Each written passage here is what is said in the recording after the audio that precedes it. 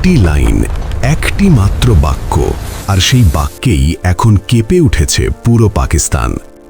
যদি ইরানকে এত ভালোবাসো তাহলে ইরানে চলে যাও। এই কথাটা কোনো সাধারণ ব্যক্তি বলেননি, বলেছেন পাকিস্তানের সেনাপ্রধান আসিম মুনির।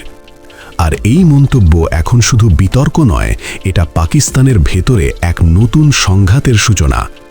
সম্প্রতি রাওয়ালপিন্ডিতে এক গোপন বৈঠকের অডিও ফাঁস হয়েছে, যেখানে উপস্থিত ছিলেন একাধিক জেনারেল এবং শিয়া ধর্মগুরু। সেখানেই আসিম মুনির সরাসরি বলে দেন, পাকিস্তানে থাকতে হলে পাকিস্তানের পথ অনুসরণ করতে হবে, আর যদি কারো মন ইরানের দিকে ঝুঁকে থাকে তাহলে তাদের জন্য দরজা খোলা, তারা ইরানে চলে যেতে পারে। এই বক্তব্য প্রকাশ্যে আসতেই পাকিস্তানের শিয়া সম্প্রদায় ক্ষোভে ফেটে পড়ে। কিন্তু প্রশ্ন হচ্ছে, এই রাগ, এই ক্ষোভের আসল কারণটা কি?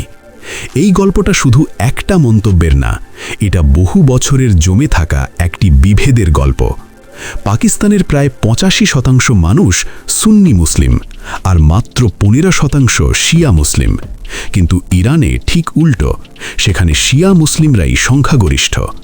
এই কারণেই পাকিস্তানের অনেক শিয়া মুসলমানের মধ্যে ইরানের প্রতি একটা আবেগ কাজ করে, বিশেষ করে এখন যখন ইরান আন্তর্জাতিক চাপের মুখে, যুক্তরাষ্ট্র এবং ইসরায়েলের সঙ্গে উত্তেজনা চরমে। পাকিস্তানের শিয়া সম্প্রদায় প্রশ্ন তুলছে, আমরা মুসলিম, ইরানও মুসলিম দেশ, তাহলে পাকিস্তান কেন ইরানের পক্ষে না? আর এখানেই শুরু হচ্ছে আসল সংঘাত। কারণ পাকিস্তান শুধু ধর্ম দিয়ে সিদ্ধান্ত নেয় না, এর পেছনে আছে কড়া জিওপলিটিক্স। বিশেষ করে সৌদি আরবের সঙ্গে পাকিস্তানের গভীর সামরিক সম্পর্ক। রিপোর্ট অনুযায়ী পাকিস্তান সৌদি আরবকে নিউক্লিয়ার ছাতা পর্যন্ত দিতে পারে। মানে যদি সৌদি আরব বিপদে পড়ে, পাকিস্তান সরাসরি সামরিকভাবে জড়িয়ে পড়তে পারে। আর এখানেই তৈরি হচ্ছে বড় সমস্যা, কারণ সৌদি আরব ও ইরান বহু বছর ধরেই প্রতিদ্বন্দ্বী। তাই পাকিস্তান যদি সৌদি আরবের পাশে দাঁড়ায়, তাহলে স্বাভাবিকভাবেই সেটা ইরানের বিরুদ্ধে যাবে। এবং এই কারণেই পাকিস্তানের শিয়া সম্প্রদায়ের মধ্যে বাড়ছে উদ্বেগ। এই পরিস্থিতির মধ্যেই আসিম মুনিরের এই মন্তব্য যেন আগুনে ঘি ঢালার মতো কাজ করেছে। শিয়া সম্প্রদায়ের অনেকেই এখন বলছে, যে দেশ তৈরি করেছিলেন মোহাম্মদ আলী জিন্নাহ, তিনি নিজেও ছিলেন শিয়া মুসলিম। আর শুধু তাই নয়, পাকিস্তানের সেনাবাহিনীর বড় অংশও শিয়া। তাহলে প্রশ্ন উঠছে, আমাদের দেশেই কি আমরা এখন বাইরের মানুষ হয়ে যাচ্ছি? এদিকে গিলগিট বালতিস্তানে শুরু হয়েছে বিক্ষোভ, যেখানে শিয়া জনগোষ্ঠীর সংখ্যা উল্লেখযোগ্যভাবে বেশি। আর পাকিস্তান সেনাবাহিনী স্পষ্ট জানিয়ে দিয়েছে, ইরান ইস্যুতে কোনো প্রতিবাদ সহ্য করা হবে না। এই ঘোষণার পর পরিস্থিতি আরও উত্তপ্ত হয়ে উঠেছে।